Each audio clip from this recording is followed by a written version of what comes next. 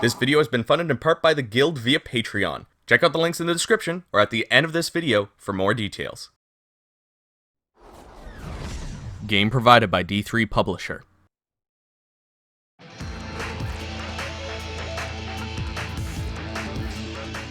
Hello everyone, my name is Chris Gildart, and welcome to another Pros vs. Cons mini-review. It's been a while since the last time we reviewed a hack-and-slash game. In fact, it was Musou May. I know these sort of games come out less frequently than most genres, but that's a surprisingly long time. Almost half a year at this point. Looking at a game like OneeChanbara Origin is long overdue, and this is a game I've been looking forward to covering here on the channel. October was a fairly busy month for me. I made the mistake of accepting review codes for a handful of games that all came out around the same week. OneeChanbara Origin is the last of that, so I do want to apologize to you guys as well as D3 Publishers for taking so long to get this video out. But it's finally here, and I don't know about you guys, but I'm pretty excited. I've only played a little bit of the Wii game and a couple stages of OneeChanbara Z2 Chaos. I do own the 360 game though, but I honestly keep forgetting about it because I don't have the frickin' cover for this game. Overall, I'm expecting some good old-fashioned hack-and-slash fun. Alright, ready, set, Pros. First off, the main thing that blew me away was the visuals. This new art style is just beautiful. I love the way every little thing looks in this game. The previous games definitely had an anime feel to the characters and story, but I always felt the visuals didn't match that. OneeChanbara Origin dives headfirst into the anime style territory and absolutely sticks the landing. I will take these cel-shaded visuals over the attempted realistic looks of the previous games any day. This game is a remake of the first two games on PS2, and it's very difficult to notice that this was once a game from 2 generations ago. The art style and graphics help with this, but the character and enemy design also give it that level of detail that you wouldn't be able to see on a PS2. I can't help but love the world that has been created here. Color choices, outfits, everything is just 100% on point with this game. Speaking of things that are completely on point, the combat is exactly what I needed. Pure,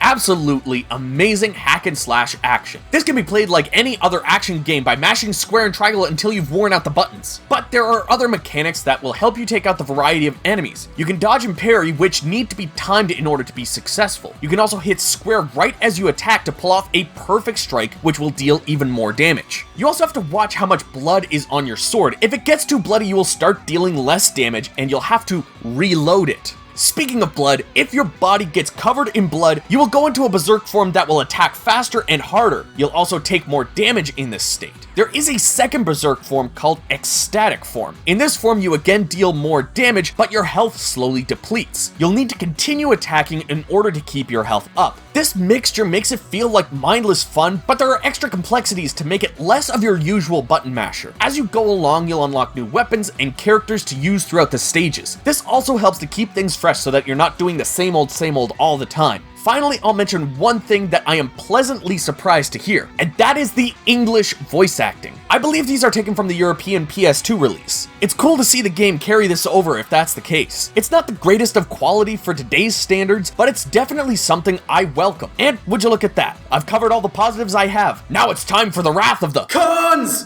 Though for the most part this game looks great as a buffed up PS2 game, there are some moments where its origins start to show. There are some environmental textures that do kind of show their age and look a little dated on the PS4. For the most part, the main characters look fantastic, but there are some more minor enemy models that don't look like they've had quite as much time and effort put into them. And look, I get it, we're mostly going to be looking at the main character for reasons. You know, like the fact that she's the main character and is constantly in the center of view. What, did you think I was staring at her tit? Another thing is just how I can never be certain how long a stage is going to take. For the most part, they're around 15 to 30 minutes. But then one stage is going to show up and be like, I'm either going to take 5 minutes or 5 hours. If you're like me and you tend to rarely have a full-on gaming session, those longer stages can feel like they're taking an eternity. A midway save point would be pretty cool, even for the more average length stages, just to have the option. Now, even though I mentioned the voice acting as a pro, that's more just because I just love hearing some English voices in my Japanese developed game. I'll take what I can for the most part. You see, with this coming from a PS2 game, you're going to get a lot of the issues that were in the PS2 era of voice acting. First off, there is a lot of silence between lines, not to mention the fact that the voices don't match with the lip flaps. It's like they're not even trying. Sometimes the line will be over and I'll be sitting there watching those lips smacked for the rest of my life. I'm also gonna guess that in the original release, the character of Lei was written as Ray. So why not keep the name as Ray, because that's what the line says. Finally, the last thing I'll complain about has to do with the PS2 era as well, and that's the controls. We may not have something as egregious as forced inverted camera control, but we don't have the option of remapping the buttons. One of my biggest complaints is just how used to Dynasty Warriors I've become. I use L1 not only to block, but to reset the camera behind my character. In this game, it can only be done with R3. Blocking or parrying is done with circle. L1 actually locks onto an enemy, and if there are no enemies around, puts you into a strafing stance where you can only walk. The only option you have for customizing the control is swapping R1 and L1. If L1 is set to lock onto enemies, then R1 is set to reload your sword when there's too much blood on it. It would be nice to be able to fully customize your controller option. In the end, I am so glad I got to experience OneeChanbara Origin. Like, a lot. This was an incredibly fun time, and I have been waiting to review another hack and slash game here on the channel for a very, very long time. This remake is great. I think that a lot of my issues stem from this being a remake of a PS2 game, and it's not a remake on the level of the recent Resident Evil remakes. The main thing that I always go back with my reviews is whether or not I had fun. I play games to have a good time, and OneeChanbara Origin did exactly that. If you're a fan of hack and slash games, you absolutely need this one, and that's why OneeChanbara Origin gets a thumbs up from me. Without a doubt, this has been some of the most fun I've had from a hack and slash game in a while. A lot of the complexities of the mechanics is what I'd like to see bleed into other games in the genre. As much as I enjoy the turn off my brain and just hit square sort of gameplay, having enemies that need to be taken out in different ways keeps things feeling fresh and interesting.